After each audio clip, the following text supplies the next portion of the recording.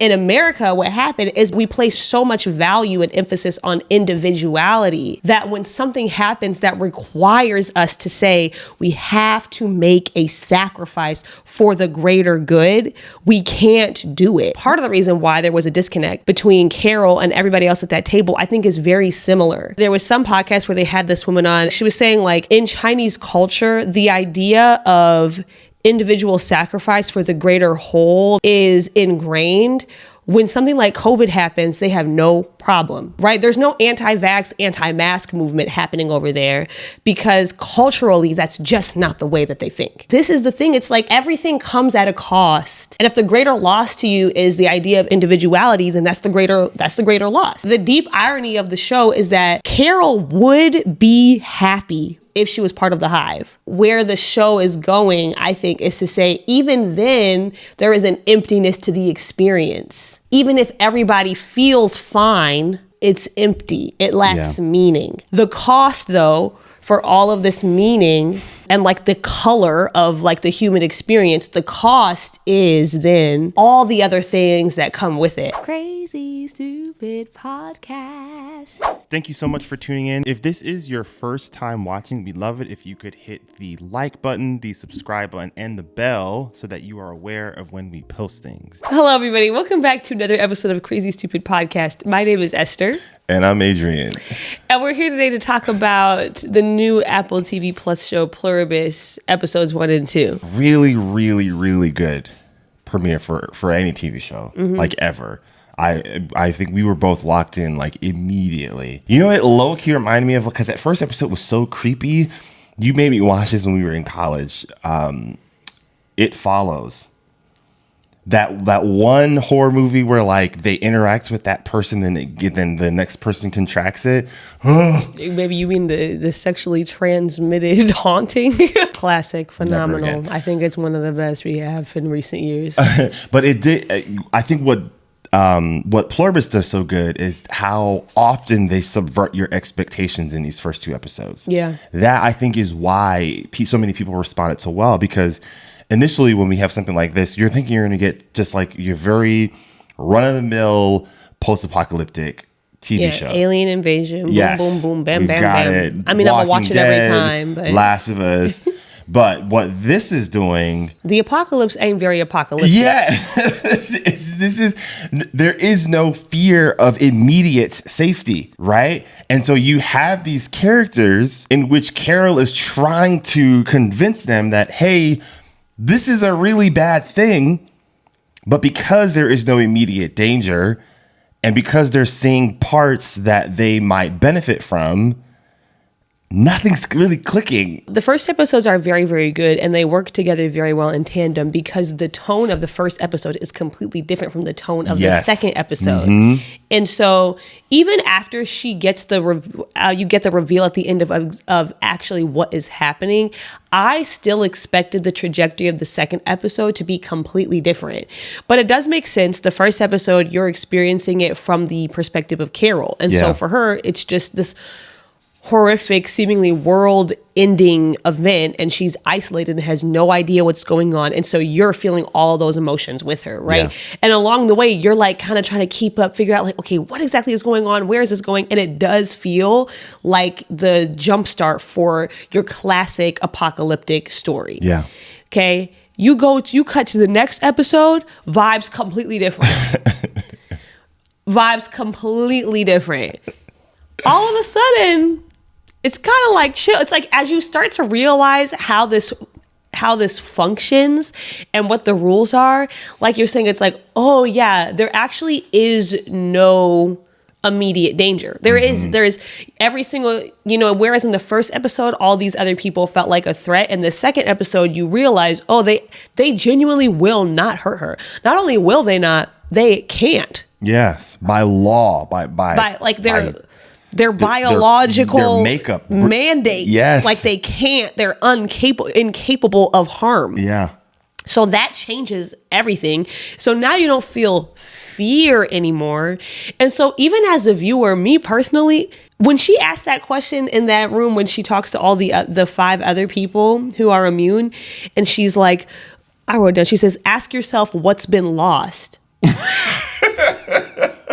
I myself could not provide an answer. But it's hard because I know something has been. Yes. But in every measurable way, things are better. Violence, done. Crime, done. Racism, done. Global warming, probably solved. Every global conflict happening on the planet, finished, over.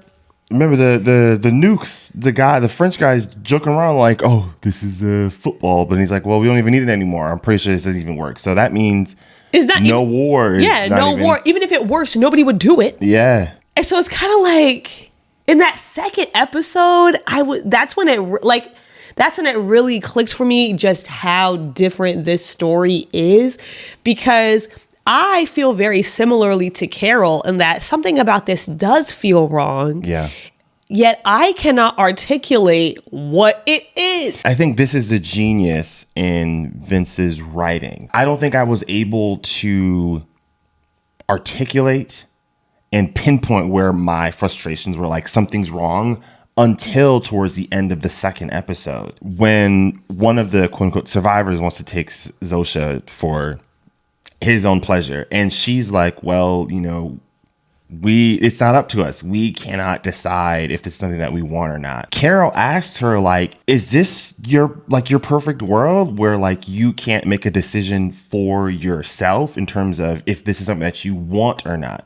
Whether it's something that is good or bad, she can't make that choice. She is unable to decide, but based off of whatever their new biological makeup is. And I found that odd. I feel like that also, except I think there's a couple things that complicate it. When she's sitting in that room talking to the 5 other people who are immune, and they're all explaining like what they have learned from talking to the hive-minded people in their lives. She talks to the one girl and she's like, and she says essentially like that, like, what makes you won't have anymore. And the girl says, I will, but I share it. And so it's not the erasure of all the things that make a person you. It's the fact that like all of those things that make you now exist in tandem with all the things that make everyone else. Something about that feels I agree. Like it was violated, though. No, I agree. I feel like I'm still struggling to articulate my argument. I think the reason why Carol has to be the main character of the show and why we have to be following Carol is that she's never sold on the idea that happiness is enough or that is necessarily something that we're owed. The question that the show is asking is like, is joy and contentment and convenience something that we are owed, and is it the end all be all? That I think is what we're supposed to sit with. Yeah. This is by all definition a utopia where every single person on the planet except for one is content, is happy, faces no challenges. Everything is perfect. And somehow there is still something wrong with that. That same logic about her fan base and the novels and the lack of meaning from those providing that joy for them, it tracks with what's happening with this virus. Yes, people are experiencing contentment, but is what they're experiencing truly meaningful joy if you do not have any will? If you do not have any want, if you do not have any personal desire, are you capable of actually feeling anything meaningful? I think this is probably why the scene with Zosha and the gentleman felt so strange. That encounter was solely about him gaining pleasure. There's nothing there about, does she genuinely want it? Is she even allowed to comprehend the idea of wanting and not wanting something? Zosha is essentially saying, you guys have to decide what happens to me. The question is, if everybody's a part of the hive, what now, right? Because like the deep irony of the show is that Carol would be happy if she was part of the hive, right? And if that other guy was a part of the hive too, this weird power imbalance that we're feeling doesn't exist. Yeah. I think the real question is, then does that change it? Where the show is going, I think, is to say, even then, there is an emptiness to the experience. even if everybody feels fine, it's empty. It lacks meaning. And it's just like the cost, though, for all of this meaning and like the color of like the human experience, the cost is then all the other things that come with it. I think one thing that I thought about, this is specifically on that round table when all of the survivors are having this conversation. I think what I found really good about what Pluribus did in this first episode is that all of the survivors had a different or somewhat different entry point into the story, but also into this utopia. A few of those people at that table personally didn't experience any loss at all, right? You've got people with like large families. Everyone survived and they're good. You got other people who they didn't pass away. They transitioned into the hive and they were the only person to not make it in. So there is some, like FOMO exclusion sort of kicking in. And you've got Carol who like all she experienced on that night was loss. And I found that interesting to sort of see like how those things played a role in the measurement of the morality behind the hive itself. Because even after Carol makes this reveal known that over 800 million humans died, that wasn't enough to turn everyone. That large number, that number of like, this many people were killed for this thing that you guys think was so good. Well, look, this is what we lost. You're asking, what did we lose? Well, that's one thing. But the immediate response that the Indian lady gave to Carol was like, well, you killed 11 million people afterwards.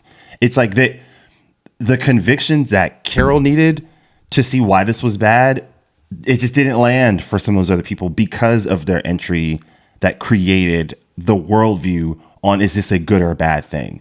And I found that so interesting because I feel like we saw that so much with COVID in 2020. The people that lost family or knew people that lost family, they had such a strong difference to mask wearing and social distancing and getting the vaccine in compared to the people who like all they did was just be locked down at home. You would think that like screaming the number would have been enough for people to just start thinking of it differently, not changing your mind completely. It didn't happen though. See, I had a slightly different read on that, I think.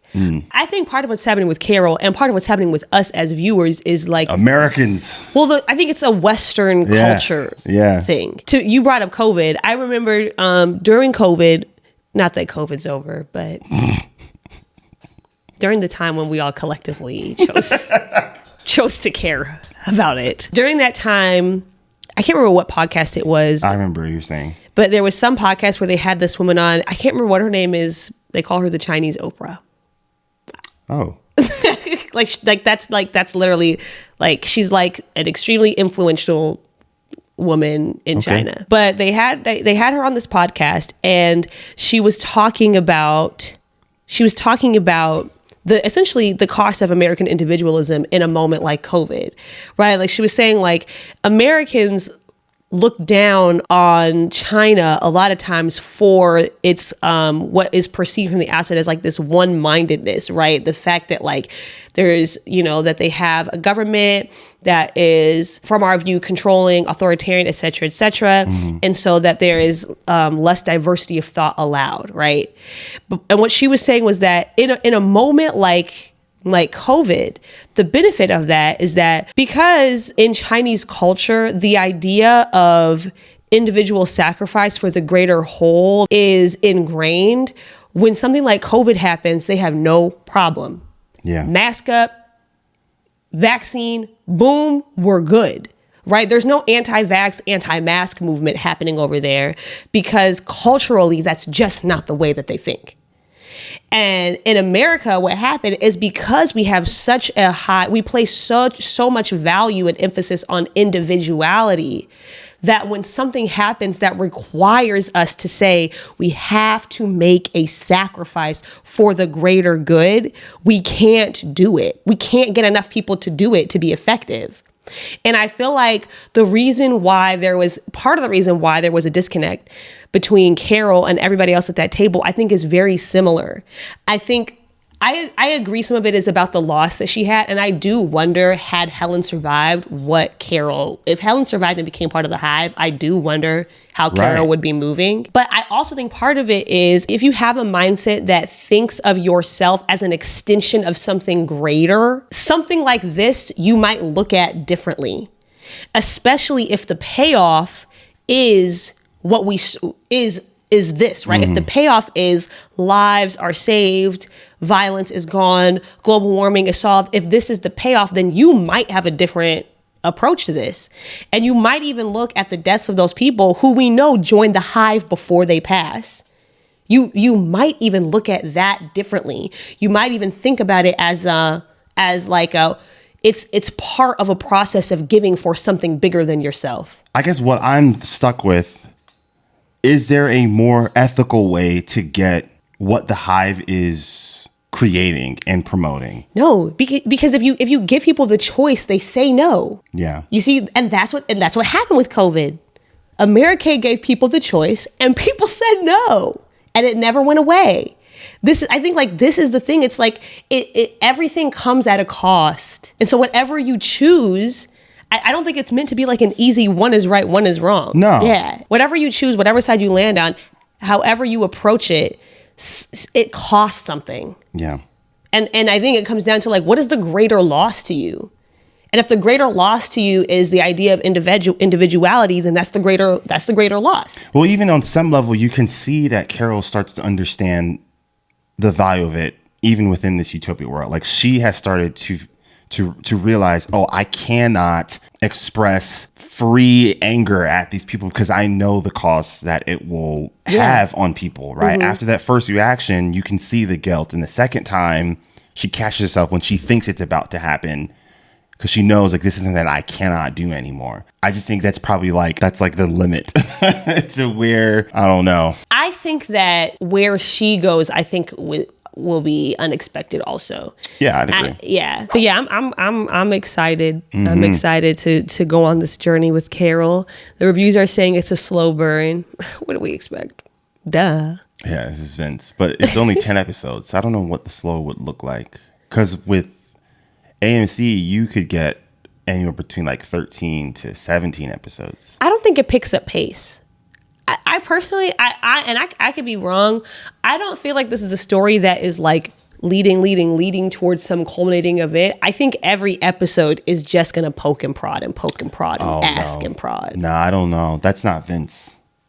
Maybe. I could be wrong. There's always a couple episodes in the season where you're like, what the fuck? No. I'm not saying that nothing will, I'm not saying that the emotion of every single episode will be the same. I guess what I'm saying is, with the other shows that we've seen, it was we understand that this is the story of the unraveling of this person, right? We understand this is going in a direction.